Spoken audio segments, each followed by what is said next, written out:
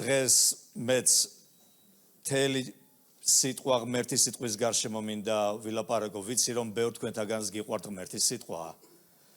მე ახალი მორწმუნე რო ვიყავი, მახსოვს აი სიტყვას ვერ მაგლიჯავდნენ ხოლმე ხელიდან და ერთ რამეს ვამბობდი ხოლმე, რაც არ უნდა მოხდეს ჩემს ცხოვრებაში, ვიცი რომ ბიბლია თან მექნება მეთქი და როგორც არ უნდა იყოს, რამ მდგომარეობაშიც არ უნდა ვიყო, ბიბლიას ხომ მაინც არ წამართმევენ.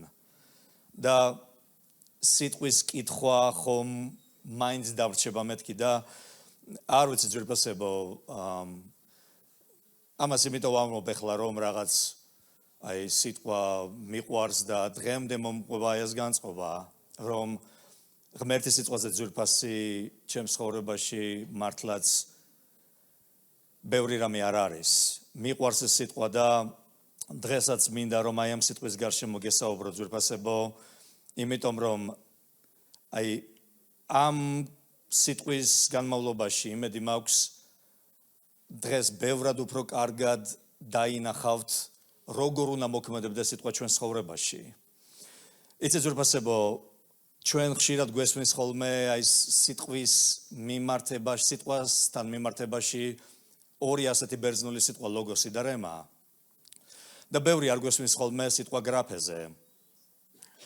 გახსოვთ პავლე მოციქული ტიმოთეს ეუბნება მთელი წერილი ღვთისმსულიერია, დაწერილი ღვთისმსულიერია და აქ სიტყვა გრაფეს იყენებს პავლე მოციქული და სხვადასხვა სიტყვა კალიგრაფიაც ქართულში აქედან მომდინარეობს, დაწერილი და ბევრი ადამიანის ცხოვრებაში ძვირფასებო სიტყვის შემეცნება გრაფეს არ ცდება ხოლმე.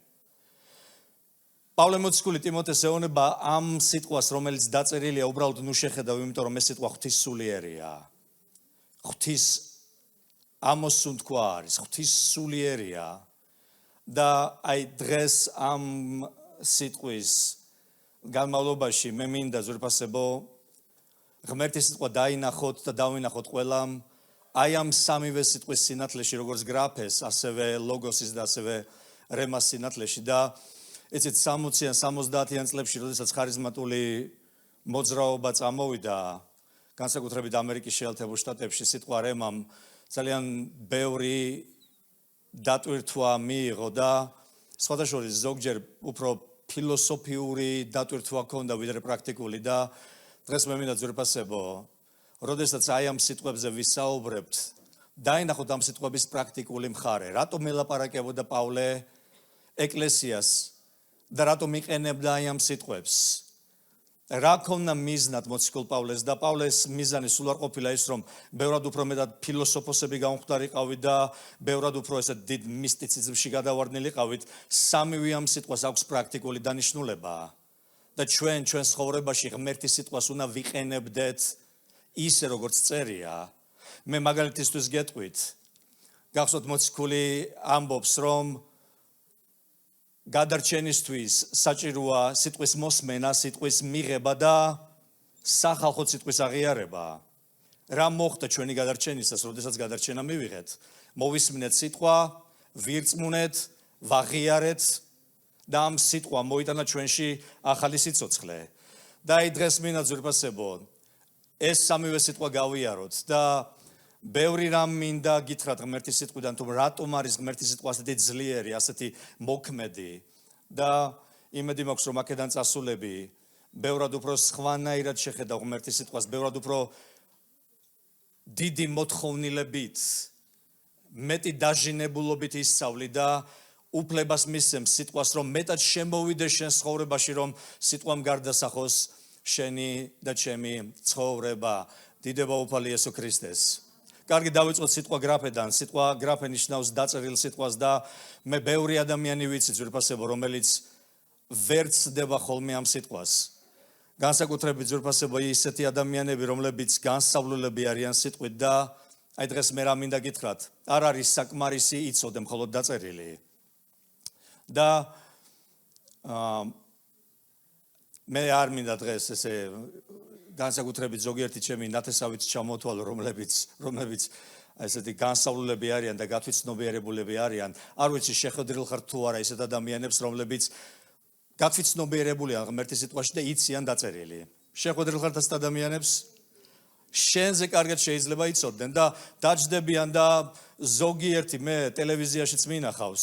დაწერილზე ლაპარაკობენ და აი ასია და დაწერილია და ზოგჯერ შეიძლება მოგაჩვენონ კიდევაც თავი რომ იცი რა არის აი სიტყვა ისე კარგად იციან რომ დაეჯერებათ, მაგრამ არ არის საკმარისი იცოდე მხოლოდ დაწერილი.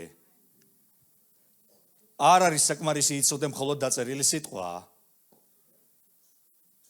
დაწერილმა სიტყვამ შენ ცხოვრებაში უნდა დაიტვირთოს აი მეორე სიტყვის აზრი და სიტყვა ლოგოსი მინდა შემოვიტანო ჩემს ტერმინში და ლოგოსი სიტყვა გააზრებულ სიტყვას ნიშნავს, აქედან მომდინარეობს სიტყვა ლოგიკა. გსმენიათ ხომ ძვირფასებო, ადამიანი ლოგიკურად მსჯელობსო, ლაპარაკი აქვს ლოგიკურიო, რატომ იცით?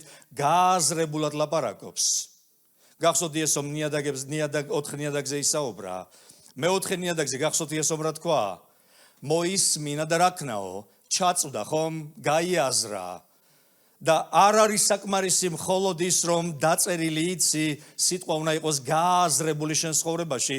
მე მინდა კიდევ ერთხელ შემოვიტანო ეს აზრი ძვირფასებო ამ სიტყვაში. იესომ თქვა გიყვარდესო უფალი მთელი შენი ღმერთი, მთელი შენი სულით, მთელი შენი გულით და მთელი შენი გონებით. როგორია გონებით სიყვარული? მე არ მესმოდა ხოლმე გონებით სიყვარული რა არის? გონებით სიყვარული არის გააზრებული სიყვარული. რომ სიტყვა მოისმინე, გაიაზრე, ჩაწვდი და გააზრებულად გიყვარს. გააზრებულად გიყვარს. შენი სიყვარული არ არის დაფუძნებული მხოლოდ იმაზე, რომ აი რაღაცა აქ მოისმინე და რატომ არის იცით ზოგჯერ ადამიანები მოდიან და მიდიან ეკლესიაში. რატომ იცით ძვირფასებო, მოვიდნენ და არ გაიაზრეს, არ ჩაწვდნენ. არადა სიტყვას გააზრება ჭირდება, სიტყვა უნდა იყოს ლოგოსი შენ ცხოვრებაში, არ უნდა იყოს მხოლოდ დაწერილი. ის უნდა იყოს გააზრებული. და სიტყვა რემაზე იმდენი მithმა მოთქმა მსმენია და ძალიან მინდოდა ამ სიტყვის პრაქტიკული დანიშნულება გამეგო და სიტყვა რემა არის მოქმედებაში მოყვანილი სიტყვა. არა მარტო ის რომ წაკითხული ვიცი, წაკითხული გააზრებული მაქვს და მოქმედებაში მომყავს. ამიტომ არ არის საკმარისი იცოდეს სიტყვა იმის შესახებ რომ უნდა აპატიო. ეს არ არის საკმარისი. იცით რამდენმა იცის სიტყვა პატიების შესახებ? ჩვენ საქართველოში დღეც კი გვაქვს პატიების. მაგრამ რამდენმა იცის დაწერილი პატიებაზე, მაგრამ არა აქვს გააზრებული ლოგოსი და ბევრი ცხოვრებაში, ბევრი კი არა, უმცირესობაში არიან ის ადამიანები, რომლებიც აი ამ სიტყვას იღებენ და რემად აქცევენ ხოლმე თავიანთ ცხოვრებაში და მოქმედებაში მოყავთ. გადარჩენა ზუსტად აი ამ ნაბიჯების გავლით მივიღეთ. ჩვენ მოვისმინეთ, გავიაზრეთ და ნაბიჯი გადავდგით. დღეს შეიძლება აქაც იყოს ადამიანი, რომელმაც იცის ღმერთის სიტყვა, მაგრამ ცოდნა არ გადაგარჩენს. პავლე მოციქული იმასაც ამბობს, რომ ცოდნა ამპარტავნებს, სიყვარული აშენებს. დიდება უფალი იესოს. სიტყვა ამ საფეხურებს უნდა გადიოდეს ჩვენ ცხოვრებაში. ბევრი ვიცი, კითხულობს, მაგრამ არ იაზრებს. ბევრია იაზრებს, მაგრამ მოქმედებაში არ მოყავს. ვერ ვიქნებით ჩვენ ნამდვილი ეკლესია, თუ ჩვენ მოსმენელს არ ვიაზრებთ და გააზრებული მოქმედებაში არ მოყვავს. ეკლესიები კვდებიან, ხუცესები კვდებიან, მსახურები კვდებიან იმის გამო რომ არ ისმენენ, არ იაზრებენ და მოქმედებაში არ მოყავთ. ბევრმა თავები არ მინდა ცოტა სიუხეში გადამივიდეს, მაგრამ ბევრმა იცით რამდენი იცის. ბევრმა გაიაზრა კიდევაც, მაგრამ გაჩერდნენ და მოქმედებაში ვეღარ მოიყვანეს სიტყვა. მე ძვირფასებო მინდა რომ აი სამივე აი ამ სიტყვის ადგილები მოგცეთ წმინდა წერილიდან რომ იცოდეთ. პირველი გრაფეზე ეს არის მეორე ტიმოთეს 3:16 მთელი წერილი ღვთის სულიერია. ლოგოსი ეს არის იოანეს სახარება. დასაწყისში იყო სიტყვა ლოგოსი, სიტყვა იყო ღმერთთან და სიტყვა იყო ღმერთი. და რემა, ნათქვამი სიტყვა, მოქმედებაში მოყვანილი სიტყვა, ეფესალთა 6:17 მუხლი, აიღეთო ხსნის მუზარადი და სულის მახვილი, რომელიც არის ღმერთის სიტყვა. იცით ძვირფასებო, ცრუ ადამიანი ვიქნები და მატყუარა ვიქნები, თუ ამ კათედრასთან ვიდგები და სიტყვა სამივე სფეროში არ მოქმედებს ჩემს ცხოვრებაში. არ არის კარგი და იცით ძვირფასებო ჩვენ ცხოვრებაში სიტყვას ძალა არ აქვს ხოლმე მხოლოდ დაწერილიდან რომ ლაპარაკობ. მე მსმენია ხოლმე, უსმენ ხოლმე ადამიანებს და ვიცი რომ დაწერილს ვერ გაცდა. სიტყვა დაწერილიდან გააზრებაში უნდა გადავიდეს, უნდა იცოდე რას ლაპარაკობ. და სიტყვას მაშინ აქვს ძალა და მაშინ ხდება სულის მახვილი, როცა სიტყვა მოქმედებაში მოყავს. მე ვიცი ძვირფასებო, ბევრ მაინც ადგილი რომ მაგალითად გაუფრთხილითო მეუღლეს როგორც უძლურეს ჭურჭელს, რათა ლოცვა არ დაგიბრკოლდეთ. ვიცი დაწერილი. შეიძლება გავიაზრე კიდევაც, მაგრამ მოქმედება ამ სიტყვის მიხედვით. მე მაგალითად ბევრი მესმოდა ხოლმე შურის შესახებ და ვიცოდი რომ შური ცუდი იყო, მაგრამ ერთხელ წავიკითხე პილატე, გახსოვთ პილატემ ბარაბაში რომ უნდა გაცვალოს იესო. უბრალოდ ხალხს ეკითხება, გინდათ რომ მოგცეთ. და ამ ერთმა მუხლმა შეცვალა ჩემი დამოკიდებულება გააზრებამ აი ამ ერთი მუხლისა, რადგან იცოდაო რომ შურით გადასცესო მას იესო. ამან შეცვალა ჩემი დამოკიდებულება, გააზრება მოვიდა და მოქმედებაში დავიწყე იმის მოყვანა, რომ შეიძლება შურმა მეგობარი გამაყიდინოს. მართალი ადამიანი გამაყიდინოს შურმა. და იცით ძვირფასებო, სიტყვა გახდა რემა. არა მხოლოდ დაწერილი წავიკითხე, გავიაზრე და მოქმედებაში დავიწყე ამ სიტყვის მოყვანა. დღეს ჩვენ ძვირფასებო, რატომ არის რომ ბევრი ავად არის? იმიტომ რომ ვიცით რომ დაწერილია. შეიძლება გავიაზრეთ კიდევაც, მაგრამ ვერ მოქმედებთ ამაში. სიტყვა ამბობს, წარგზავნაო სიტყვა და განკურნაო მათი სნეულება. ეს სიტყვა მოქმედი სიტყვაა. დიდება უფალი იესო ქრისტეს. და ჩვენ ძვირფასებო, აი ახალი წელი მოდის. მე მინდა რომ კიდევ იცით რა, ერთი საფეხურით მაღლა ახვიდე შენ შემეცნებაში ღმერთის სიტყვის მიმართ და ნუ იქნები მხოლოდ წამკითხველი, ზოგი კითხვამდეც არ მისულა. და ასე ბრძნობს ხოლმე. მე მაგალითად ჩემ ცხოვრებაში გარდასახვა მოახდინა სიტყვამ არავინ ბრძნობდეს იმაზე მეტად ვიდრე დაწერილია. დღეს ადამიანები ცდილობენ რომ აი ძალიან ისეთი თან განსაკუთრებით აღმოსავლურ ქრისტიანობას თან ახლავს მისტიციზმის ელემენტი, გვიყვარს ეს მისტიციზმი, რაღაცა ისეთი ჩაღრმავებული რაღაც და გვავიწყდება დაწერილი, გააზრებული და მოქმედებაში მოყვანილი სიტყვა. აი დღეს მე მინდა ერთი წინადადება ვთქვა, ერთი განცხადება გავაკეთო, რომ ყველა ნამდვილი ცოცხალი ეკლესია არა მხოლოდ კითხულობს, გაიაზრებს და მოქმედებაში მოყავს. სიწმინდე არ არის მხოლოდ დაწერილი, სიწმინდე გააზრებულია და მოქმედებაშია მოყვანილი. ეკლესიები ძვირფასებო როგორ ლამაზადაც არ უნდა ჩანდნენ, როგორი დიდებულებიც არ უნდა იყოს, როგორი ლამაზიც ერთხელ ერთ-ერთი კათოლიკე ბერი რომში სიარულის დროს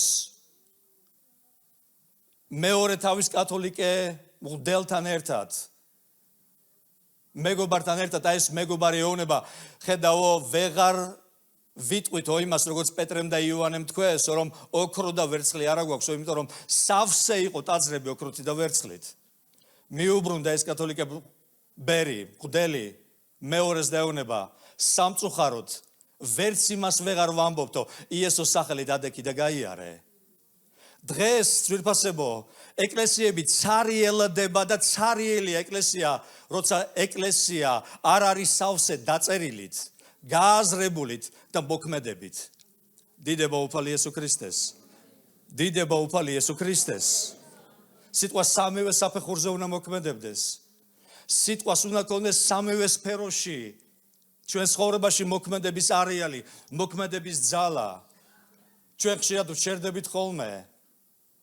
ან დაწერილზე, ან გააზრებულზე, ღმერთს უნდა რომ მოქმედებაში მოდიოდეს ჩვენი ქრისტიანული ცხოვრება. დიდება უფალი იესო ქრისტეს. ამიტომ ამბობს იაკობი პირველი თავის 22 მუხლში, იყავითო სიტყვის შემსრულებელნი და არა მხოლოდ მომსმენნი თავის მოსატყუებლად. ნუ მოგატყუებენ ადამიანები ძვირფასებო, ისეთი ადამიანები, რომელსაც შეუძლია დაზეპირებულად რაღაცეების თქმა, ან იციან წერილი ისე რომ იცი რა არის, თქვენ ეკლესიაში კი არ ვარ, მაგრამ იცი რამდენი რამე ვიცი და კი იცი, მაგრამ გააზრებული გააქვს, რაც იცი. მოქმედებაში მოყავს თუ არა. ეკლესია მაშინ არის ცოცხალი ძვირფასებო, როდესაც სიტყვა არის მოქმედი. დიდება უფალი იესო ქრისტეს. ამენ ძვირფასებო. მესმამე სიტყვა პატეების შესახებ. მე რა? მოვისმინე და კარგია, როგორ უნდა გადავრჩემ ქადაგებლის გარეშე. მოვისმინე, მაგრამ ეხლა ჩემზე არის დამოკიდებული მოსმენელის გააზრება. ჩავწვდე, კიდე სხვა მუხლები მოვძებნო და შემდეგ მოქმედებაში დავიწყო ამ სიტყვის მოყვანა. დიდება უფალი იესო ქრისტეს. ამენ ძვირფასებო. თუ არა და უბრალოდ ჩვენი ცხოვრება იქნება სიყალბით ახსავსე. გვექნება თავები და არა გულები ძვირფასებო. შენზე და ჩემზე ძვირფასებო ჩვენ ძველი ზოგჯერ ძველი რაღაცებიც უნდა გავიხსენოთ ხოლმე. უნდა ამბობდნენ რომ იცი არის უცნაური ადამიანია. დიდება უფალი იესო ქრისტეს. არ არის ყველასნაირი. გახსოვთ ასე რომ ამბობდნენ ხოლმე შენზე?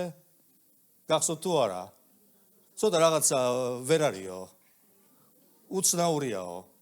კი არისო მორწმუნეო, მაგრამ რაღაცა სხვანაირი მორწმუნეა, რატომ იცით? იმიტომ რომ არ ვართ მხოლოდ მოსმენები. ვიაზრებთ და მოქმედებთ. დიდება უფალი იესო ქრისტეს. და თუ გადახედავთ ყველა ღმერთის კაცს, მე არ მინდა დღეს ებრაელთა მე-11 თავში შევიდე. მე-11 თავს თუ ნახავთ, ყველას რწმენა მოქმედებაში იყო გამოხატული.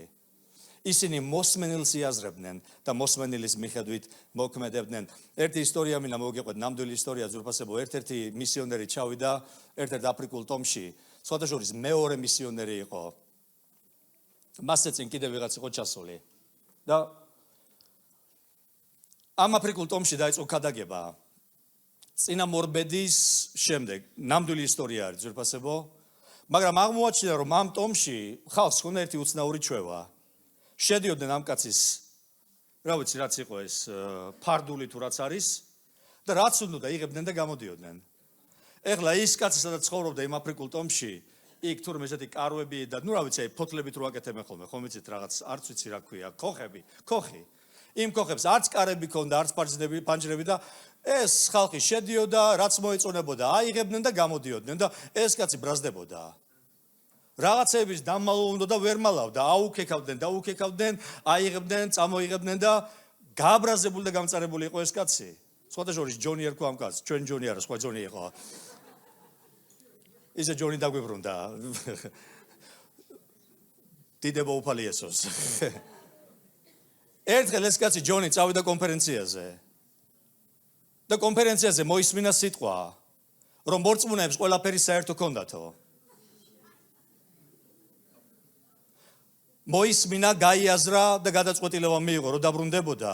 ამ სიტყვის მიხედვით ეცხოვრა და რო ჩავიდა, ყველაფერი გამოიტანა. და ეს აფრიკელები გაოგნებულები იყვნენ, შედიოდნენ, იღებდნენ, გამოდიოდნენ და ატყობენ, რომ აღარ ბრაზდება ჯონი. და ბოლოს ბელადმა იცით რა უთხრა, ჯონი გვიხარია, რომ ნამდვილი მორწმუნე გახდიო.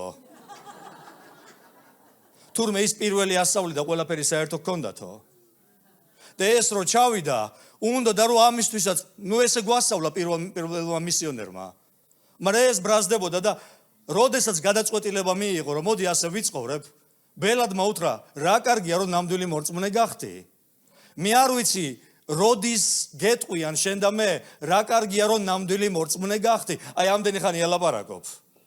და ეხლა ვხედავთ, რომ სიტყვა მოსმენილი გააზრებული გახდა შენ ცხოვრებაში და გააზრებული მოქმედებაში მოყავს. დიდება უფალი იესო ქრისტეს.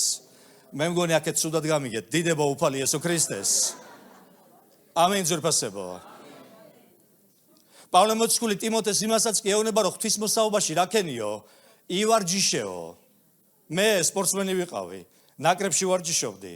ძალიან კარგად ვიცი ვარჯიშის ფასი. აი განსაკუთრებით მაშინ, როდესაც შეკრებებზე ვიყავით ხოლმე წასული, შეკრებებზე ხარ და ინტენსიურია ვარჯიში, რატომ იცით? აი რომ გამოხვალ ის 15 თუ 20 წამი, რომ უნდა ირბინო ან ილეთი უნდა შეასრულო, იმ 20 წამზეა დამოკიდებული ვარჯიში. როგორი მშვენიერი იყო თქვენი გალობა ის შობის ღამეს. ბევრი გაქვთ ხომ ნავარჯიშები? ხომ ასია, ის რაც კარგია ხშირად ბევრი ვარჯიშის შედეგია, დიდება უფალი იესოს. ამენ ძვირფასებო. ამენ. პავლე ეუბნება ტიმოთეს ივარჯიშე ღვთისმოსაობაში. გააპრაქტიკე, რემა იყოს ის, რასაც ამდენი ხანია გასწავლი. არ არის საკმარისი იცი რა არის სიტყვა მოსმენილი ცოდნას გმატებს. სიტყვა გაასრებულმა შეიძლება ფილოსოფოსად გაქციოს, სიტყვა რემამ ქრისტიანად გაქცევს. ეს არ მომისმენი არსად, ეხლა მომივიდა ეს აზრი, რა კარგია. დიდება უფალი იესო ქრისტეს. ხო? რაღაც არ იტყვის ხოლმე ადამიანის სენიდან, არა? არ მსმენია ეს. მოსმენილმა შეიძლება განათლებულ ადამიანად გაქციოს. გააზრებულმა შეიძლება ფილოსოფიაშიც გადაგეგდოს, მაგრამ მოქმედებაში მოყვანილი სიტყვა გაქცევს ქრისტიანად. შენ და მე, დიდება უფალი იესო ქრისტეს. კიდევ ერთხელ მინდა ვთქვა, დღეს შეიძლება პირველადაც ხარ მოსული. ღმერთს უნდა რომ ეს სამი ნაბიჯი გაიარო, მოისმინო, გაიაზრო და დღეს მოწოდება რო იქნება, ნუ დაიზარებ, წინ გადმოდი ნაბიჯი და თქვი, იესო ქრისტე, შემოდი ჩემს ცხოვრებაში. იესომ თქვა, თუ იქამდე ვიდრე მაღლი და ხელახლა მაღლიდან არ იშვება კაცი, ვერ შევა ღმერთის სამეფოში. როგორ იშვი მაღლიდან? მოისმინე, გაიაზრე, ირწმუნე, დიდება უფალი იესო ქრისტეს. დღეს მე მინდა ძვირფასებო კიდევ რამოდენიმე რამ ჩამოგითვალოთ ღმერთის სიტყვაზე. ყველაფერს ვერ გავივლით, მაგრამ აი მინდა რომ სიტყვის დანიშნულებაზე გელაპარაკოთ. რას ამბობს ღმერთის სიტყვა თავის თავზე? რა არის ღმერთის სიტყვა? როგორია ღმერთის სიტყვა და დასასრულისკენ წავად. პირველი, ეს სიტყვა, რომელიც უნდა მოვისმინოთ, გავიაზროთ და მოქმედებაში მოვიყვანოთ, ღვთისსულიერია. ღვთისსულიერია. ღვთის ამოსუნთქვა.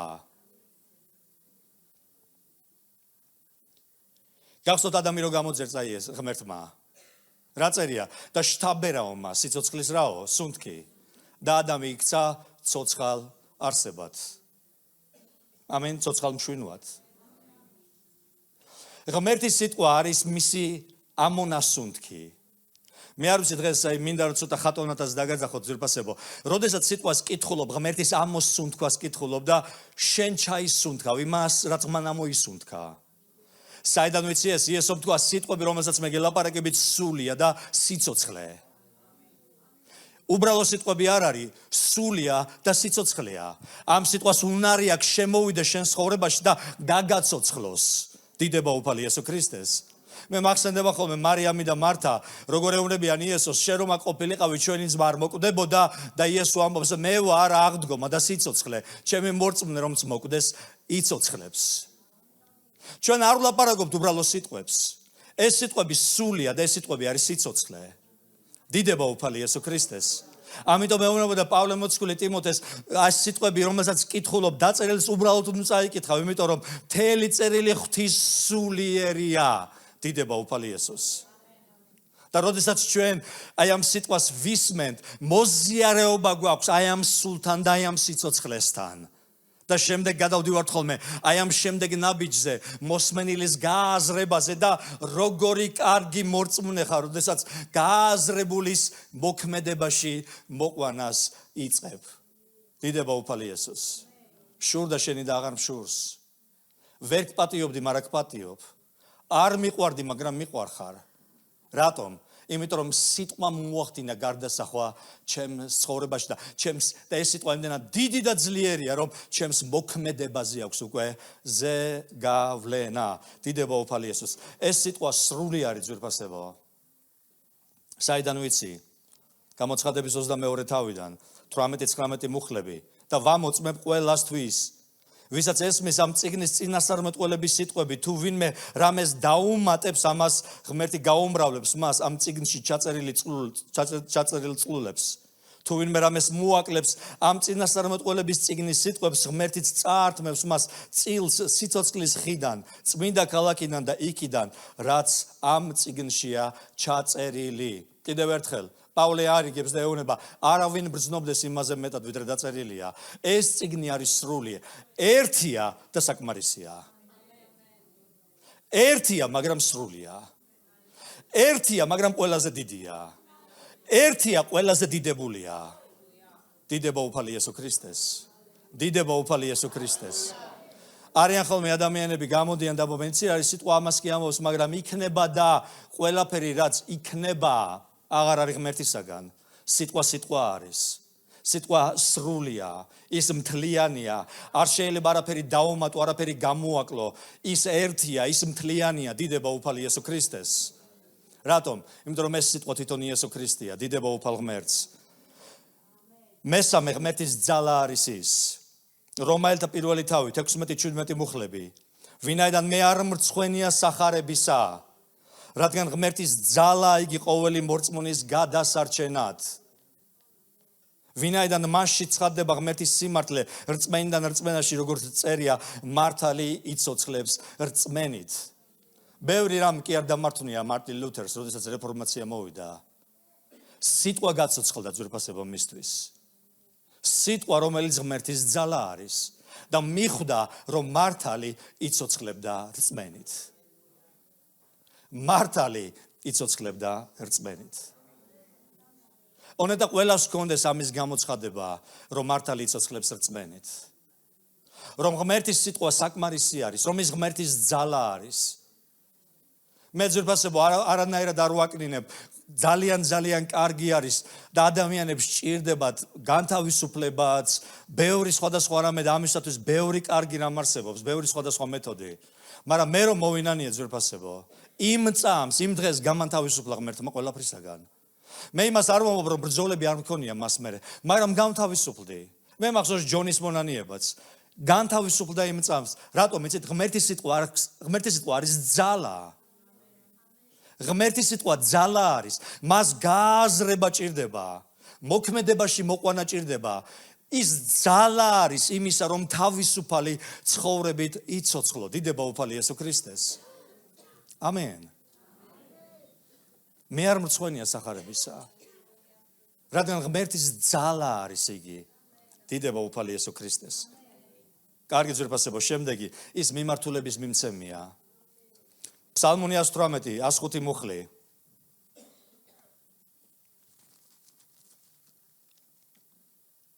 ლამპარია ჩემი ფეხთათვის, შენი სიტყვა და სინათლე ჩემი ბილიკისათვის. ლამპარიაო, შენი სიტყვა ჩემს ფეხთათვის და სიტყვა და სინათლე ჩემი ბილიკისათვის. რამდენს გიuliat სიბნელეში? 90-იანები, ვისაც გაგიuliat, კარგად იცით ხომ? აღარ შემეძლო კაცო, ეს თითები მქონა დამტრეული. სიბნელეში მეზარებოდა ხოლმე სანთლის ანთება, ან ლამპის ანთება, ხანსად მივარტყავდი ხოლმე ფეხს, ხანსად მივარტყავდი ფეხს. ერთხელ ჩემი მეუღლე მეძახის კოტეო, რაღაცა ბრახვანის ხმა გავიგონე და კოტეო მეძახის და მე უთხარი, ახლა ნუ გამაყენებ ფეხზე რა, მოდიო და რომ მივედი, მე მგონი თითი მოვიტეხეო და რო დავხედე, ეს პატარა თითი ქონა გვერდზე. კი მე უთხარი, მე მგონი მოტეხილი გააქვს. წავედით სანამ ის თაბაშირი და სიბნელეში სიარული რთულია, ხომ? და ნახეთ რას ამბობს მე ფსალმუნე, ლამპარიაო ჩემი ფეხებისათვის. ის მხოლოდ ლამპარი არ არის ძვირფასებო. ქონია ცხოვრებაში ისეთი მდგომარეობა, რომ შემდეგი ნაბიჯი რა უნდა გადადგა, დახმარება გჭირდებოდა ღმერთისაგან. რამდენს ქონიათ ასეთი შემთხვევა? დანარჩენებს არ ქონიათ ასეთი შემთხვევა? და ნახეთ მე ფსალმუნი ამბობს, რომ ჩემი ფეხისთვის არისო ლამპარიო. აი იმისთვის, რომ შემდეგი ნაბიჯი გადავდგა, ლამპარი მჭირდება. მაგრამ აქ არ ჩერდება. მე ფსალმუნი ამბობს, რომ ბილიკია ჩემ წინ და აი ბილიკი რო დავინახო, მე სინათლე მჭირდება. და ის არა მხოლოდ ლამპარია, ის სინათლეც არის. იცით სიტყვას ძვირფასებო, უნარი აქვს შენსა და ჩემს ცხოვრებაში, რომ გაგინათოს თუ როგორი უნდა იყოს შენი შემდეგი ნაბიჯი და სინათლე მოგწეს თუ როგორი უნდა იყოს შენი ცხოვრება. დიდება უფალი იესო ქრისტეს. აი მაგალითად ახალგაზრდა ადამიანი, როდესაც მოწოდებას ღებულობს ღმერთისაგან, ეს სინათლესავით არის. მაგრამ როგორ მივიდეს ამ მოწოდებამდე, ლამპარი ჭირდება. და ყოველთვის დაგვჭირდება ჩვენ ყოველდღიურ ცხოვრებაში და აი ნაბიჯი სიარულისათვის სიტყვა დაგვჭირდება. სიტყვა როგორც მიმართულების მომცემი. დიდება უფალი იესო ქრისტეს. ახალი მორწმუნე რო ვიყავი, მაგალითად არ ვიცოდი მე რომ რა საერთო აქვსო ღმერთის ტაძარს კერპებთანო და არ მესმოდა ამ სიტყვის მნიშვნელობა. მე მაშინ ურწმუნო შეყვარებული მყავდა და ფიქრობდი რომ მორწმუნე კი ვიყავი, მაგრამ ჩემი მეუღლე უნდა გამხდარიყო იქამდე ვიდრე არ მოვიდა სიტყვის სინათლე რომ მე ქრისტეში უნდა მეკორწინა. და აი ამ სიტყვამ ძვირფასებო, იცით ამ ეს სიტყვა შეიძლება მოსმენილადზე გაჩერებული იყო, მაგრამ გაავიაზრე ძვირფასებო. და რემა გახდა მაშინ, როდის იცით ძვირფასებო, როდესაც მე გადაწყვეტილება მივიღე, რომ მე არ მეყოლებოდა მეუღლე, რომელსაც არაფერი საერთო არ აქვს ქრისტესთან. ჩვენ დაგვჭირდება სიტყვა როგორც მიმართულების მიმცემი. შემდეგი ძვირფასებო სიტყვა ცოცხალია. ებრაელთა 4:12 მუხლი.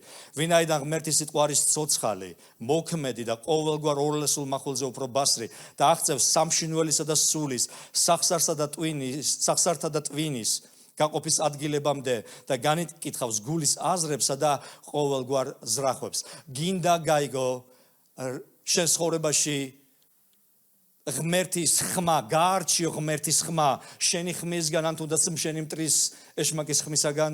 დღეს აღარ ვლაპარაკობთ ხოლმე ეშმაკებზე, ეშმაკზე იცი რა არის, რაღაცა მოდი ეშმაკზე იესო დევნიდა ეშმაკებს. გახსოვთ ლეგიონით რო იყო კაცი დაკავებული. იესო შეეძლო ეთქვა რომ ან სახარება შეეძლო დაეწერა იცი რა არის ფსიქოლოგიური ზეგავლენის ქვეშ იყო, მაგრამ არანაირი ფსიქოლოგიური წერია რომ ეშმაკი ყავდა, თან ერთი ლეგიონი. და იესომ განდევნა და რო განდევნა შეიმოსა კაცი. ამენ ძვირფასებო. რატომ ამბობ ამას?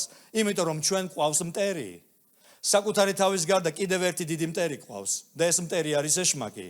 და ცდილობს ხოლმე ეშმაკი ჩვენ ცხოვრებაში ისეთი რაღაცების მოტანას, ისეთი რაღაცების შემოტანას, რომ დავყოს, გაგვაბრაზოს, მეგობრებს ჩამოგვაცილოს, შურში გვაცხოვროს. ხომ ასეა ძვირფასებო. ყავს მტერი. გახსოვთ იესომ რა თქვა იოანეს სახარების 1:10 მუხლი, მტერი რისთვის მოდისო? რომ მოკლას, მოიპაროს და მოსპოს. ერთი დავალება აქვს, რომ აი ეს სამი რამ შენ ცხოვრებაში როგორმე გაგანადგუროს. მაგრამ იესო ამბობს, ნახეთ ებრაელთა წერილის ავტორი ამბობს და მართალია, ღმერთის სიტყვა ამბობს ამას, რომ სიტყვა როგორც მახვილი ისეა და ის გაყოფს და გვასწავლის რა არის მშვენიერი, რა არის ხორციელი, რა არის სულიერი. ამის ერთ ამბავს კითხულობდი, წყემსაც უზიარებდი. გახსოვთ დავითმა რომ გადაწყვიტა ტაძრის აშენება.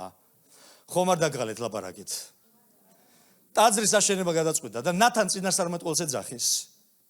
ეხლა მოდის ნათან წინასწარმეტყველი და წინასწარმეტყველი ნათანს ეუბნება რომ ასე და ასე ამის გაკეთება მინდა და ნათანიც რას ეუბნება? წადი და გააკეთე. იმიტომ რომ როგორ შეიძლება ღმერთის ნება არ იყოს? გახსოვთ დავითმა რა უთხრა? აი რატომ მიყვარს, როდესაც ისტორიები კარგად ვიცით ხოლმე. დავითი ეუბნება რომ მე სახლში ვცხოვრობ ხისგან, კედრისგან აშენებულ სახლში და ღმერთიო ყარავშია. რატომ უნდა ვიყო მე სახლში და ღმერთი ყარავში? მოდი აუშენებო სახლს და ნათანი ეუბნება, წადი და გააკეთე, რაც გულში გააქვს. და გამოდის ნათანი დავითისგან და წერია რომ უფლის სიტყვა დახვდა და ეუბნება დავითი ვერ ამიშენებს სახლს. აზრი იმისა რომ იცი რა არის, მე გულში მაქვს რომ სახლი აუშენო ღმერთს, როგორ შეიძლება ღმერთისგან არ იყოს? მაგრამ ღმერთი დახვდა და იცით რას ეუბნებოდა, მოდი პერიფრაზირებას მოვახდენ. ყველა კარგი აზრი ჩემგან არ არის. აი კარგი აზრი რო გამიჩნდება, არ ნიშნავს იმას რომ რა კარგი აზრია და მე ვეთანხმებით ხოლმე კარგი აზრია და ბოლოს აღმოჩნდება ხოლმე რომ კარგი აზრი მთლად უფლის ნება არ ყოფილა. ჩვენ ჭირდება სიტყვა როგორც მახვილი რომ გაყოს, მშვენიერი, ხორციელი, სულიერისაგან. დიდება უფალი იესო ქრისტეს. დიდება უფალი იესოს. ამის სინემზე ვამბობდი. დავითს მოაქვს კიდობანი და ურემზე დადო. გახსოვთ ყუზა რო შეეხოდა რომ მოკვდა. ურმით მოაქვს. და ხვდება რომ რაღაცას კარგად ვერ აკეთებს და შემდეგ დიდი ალბათობით დაუძახა იმ ადამიანებს, რომლებიც კომპეტენტურები იყვნენ ამ საკითხში, ფილისტიმელებმა გამოაგზავნეს ურმით და ამანაც ურემი გამოიყენა. და მიხვდა რომ კიდობანი უნდა ეტარებინათ ლევიანებს. რომ კიდობანი არ უნდა ყოფილიყო ურემზე. ურემი ადამიანური გეგმები და შეხედულებებია. ლევიანები ღვთის მიერ დადგენილი მსახურები იყვნენ. და ღმერთმა თავისი თანდასწრება განაწესა მღვდლებისათვის და არა ურმისათვის. დიდება უფალი იესო ქრისტეს. ის ცოცხალია ძვირფასებო და სიტყვა დაგჭირდება იმისთვის, რომ გავარჩილოთ სულიერი მშვენიერისა და ხორციელისაგან. ყველაფერი მისით დაიწყო. იოანეს 1:1. დასაწყისში იყო სიტყვა და სიტყვა იყო ღმერთთან და სიტყვა იყო ღმერთი. ებრაელთა წერილი მე-11 თავის 3 მუხლი. რწმენით გავიგებთ, რომ საუკუნენი ღმერთის სიტყვით არის მოწყობილი, რადგან უხილავისაგან წარმოიშვა. რწმენით გავიგებთ, რომ საუკუნეები, ყველაფერი რაც ხილულია, აი ეს უზარმაზარი galaktikები და ყველაფერი რაც არის, ღმერთის სიტყვით არის შექმნილი. გინდა ჩაწვდე როგორია სამყარო და ვინ არის შემოქმედი და ერთადერთი პასუხი ღმერთის სიტყვაა. და შენ დაგჭირდება რწმენა ღმერთის სიტყვის მიმართ. აი იმ სიტყვის მიმართ, რომელმაც ყველაფერი დაიწყო. არაფერი იყო სიტყვამდე, სიტყვა არის ყველაფერი და როგორი კარგი არის იოანეს სახარების პირველი თავის 14 მუხლი და ეს სიტყვა გახდა ხორცი. და იესო როცა დადიოდა, სიცოცხლე დადიოდა დედამიწაზე, ხომ? სიცოცხლეს ეხებოდნენ, შემოქმედს ეხებოდნენ. რა არის გასაკვირი იმაში, რომ ბრმებს თვალები აუხილა, ის ხომ შემოქმედია. რა არის გასაკვირი იმაში, რომ მკვდარი გააცოცხლა. გასაკვირი იცით ვისთვის არის, ვისაც არ სწამს, რომ იესო არის ალფა და ომეგა, დასაწყისი და დასასრული, ღმერთის ცოცხალი სიტყვა. მაგრამ ჩვენთვის მორწმუნეებისათვის ვკითხულობთ ამ ამბებს და ნორმალურია. ერთი ამბავიც მინდა გითხრათ ძვირფასებო. ერთხელ ერთი ადამიანი სხვადასხვა მწყემსის შვილი იყო, უნივერსიტეტში სწავლობდა და ერთხელ დაბრუნდა სახლში და მწყემს ეუბნება, რომ იცი რა არისო, ცოტა რწმენა შემერყაო მამა. იმ უნივერსიტეტში სადაც ვსწავლობ, მე ყველა იმას მიმტკიცებს, რომ არანორმალურიაო ის რაც სახარებებში წერია და ბიბლიაში წერია. დავისვიო, ეს წყებს იყვება, ჩემი შვილი და უთხარიო, შვილო, მართლები არიან ეგენიო. მეც ასე ვფიქრობ, რომ არანორმალურია ეს ყველაფერი. არანორმალურია წყალი ღვინო დაქციო. არანორმალურია 4 დღის მკვდარი გაცოცხლდეს. ეს ნორმალურია მხოლოდ ღმერთისათვის. მართა და მარიამი ისევ იგივე ისტორიას გამოვიყენებ. რას ეუბნება იესო? განა არ გითხარი, თუ ირწმუნებ ღმერთის დიდებას იხილაო. დიდება უფალი იესო ქრისტეს. კარგით. სულ რამოდენიმე წუთიც. სიტყვა გვწმენს. იოანეს 17:17. დღეს კიდევ ერთხელ ძვირფასებო, ცუდად არ გამიგოთ. დღეს შეიძლება ბევრი სხვადასხვა მეთოდი გამოვიყენოთ, მაგრამ ადამიანის ცხოვრების უკეთესობისკენ რომ წავიყვანოთ, მაგრამ იოანეს სახარება 17 თავის 17 მუხლი. აი ასეთ სიტყვებს ამბობს ძვირფასებო, იესო ამბობს ამ სიტყვებს. ნახეთ რა ეუბნება იესო. გაწმინდაო ისინი ჭეშმარიტებით, შენი სიტყვა ჭეშმარიტება. გინდა განთავისუფლება. მიეცი სიტყვას იმის უფლება, რომ დაწერილი გააზრებულში გადავიდეს, გააზრებული მოქმედებაში. კარგი დრო აღარ გვაქვს, ის საუკუნოა. მათეს სახარების 24 თავის 35 მუხლი. ცადა დედამიწა გადაივლიან, ჩემი სიტყვები კი არ გადაივლიან. გინდა იცოდე რა რჩება საუკუნოდ. რატო რჩებით იცით ძვირფასებო ჩვენ მორწმუნეების საუკუნოდ? იმიტომ რომ სიტყვა გვაქვს შიგნით. და ეს სიტყვა არის საუკუნო. ჩვენ კი არ ვართ საუკუნო. ღმერთის სიტყვა საუკუნო, რომლის მეშვეობითაც დავიბადეთ და ვიშვით ხელახლა. ესაია მე-40 თავი მე-8 მუხლი, ხმებაო ბალახი და ჭკნებაო ყვავილი, ჩვენი ღმერთის სიტყვა კი საუკუნოდ დგას. რატომ დადიხარ ეკლესიაში? იმიტომ რომ საუკუნო ღმერთის სიტყვას ეჭიდები. ის სიტყვა, რომელიც უკუნითი უკუნისამდე რჩება. შენ და მე კი არ დავრჩებით სიტყვის გარეშე. სიტყვაში დავრჩებით და სიტყვასთან ერთად საუკუნოდ ვრჩებით. ეს სიტყვა არის ბერძნული სიტყვა ღმერთის სიცოცხლე, ზოე, რომელიც შემოვიდა და კი არ მოგცემს სიცოცხლეს. ამ სიტყვამ სიცოცხლე უკვე მოგცა. ამ სიცოცხლეში დავდივართ. ამ სიცოცხლეში ვსუნთქავ. დიდება უფალი იესო ქრისტეს. ეს სიტყვა საუკუნო სიტყვა არის. და ბოლო ორი შთაგონების წყარო არის ძვირფასებო. კოლოსელთა 3:16. უხვად დამკვიდრდესო უფლის სიტყვა თქვენში სრული სიბრძნით. ასწავლეთ და შთააგონეთ ერთმანეთი ფსალმუნით. მე ასე ვფიქრობ, მე არ მაქვს იქამდე სწავლების უფლება, ვიდრე უხვად არ დამკვიდრდება ჩემში უფლის სიტყვა. პავლე ამბობს, უხვად დამკვიდრდესო შენში უფლის სიტყვა, არა ფილოსოფია და არა სხვადასხვა შეხედულებები, არამედ უფლის სიტყვა, რომელიც საუკუნოდ რჩება. უფლის სიტყვა დამკვიდრდეს, ეს სხვა რაღაცეები მე არ ვაკნინებ, დამხმარე საშუალებებია, მაგრამ სიტყვა არის ყველაზე მთავარი. უხვად დამკვიდრდეს უფლის სიტყვა თქვენში, სრული სიბრძნით, კიდევ ერთხელ აღარ მინდა დრო არ გვაქვს.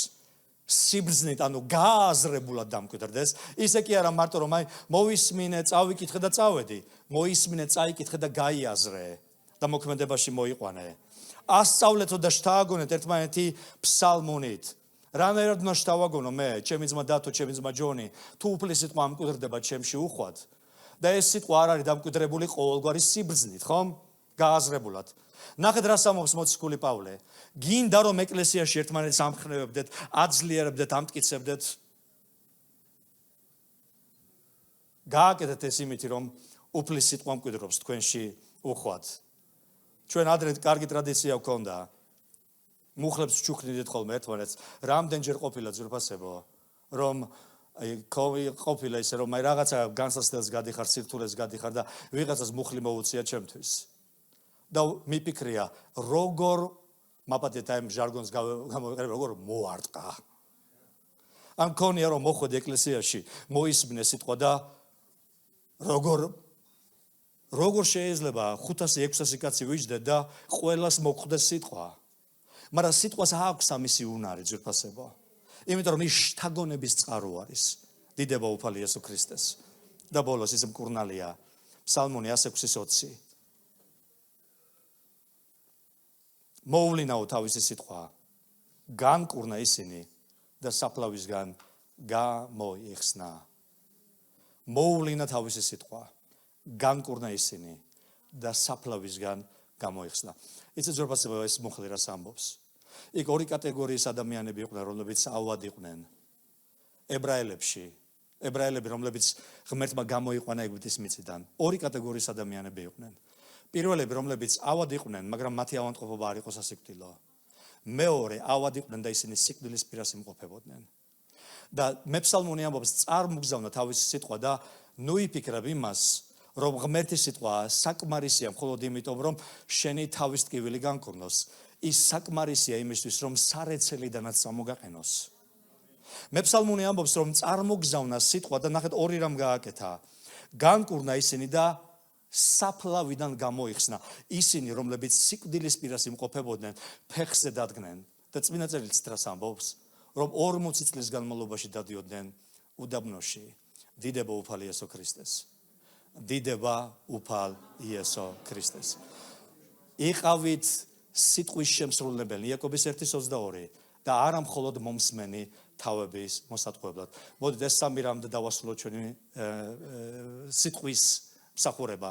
პირველი, სიტყვა უნდა იყოს მოსმენილი, დაწერილი მოსმენა და წაკითხული. ამენ. ეს სიტყვა უნდა იყოს გააზრებული. უნდა ვისწავლოთ შენ და მე ჩავწდომა და მესამე, სიტყვა ვერ იქნება სრული შენ ცხოვრებაში, თუ მოქმედებაში არ დაიწყებ ამ სიტყვის მოყვანას შენ და მე. გინდა რომ კარგი მქადაგებელი იყო, კარგი საოჯახო ჯგუფის ხელმძღვანელი, კარგი აშერი, კარგი მგალობელი, წაიკითხე, გაიაზრე, იმოქმედე. წაიკითხე, გაიაზრე, იმოქმედე. არ დაიზარო და უთხარი შენ გვერდით მჯდომს. წაიკითხე, გაიაზრე, იმოქმედე და მოდი წამოვდგეთ ფეხზე ძვირფასებო.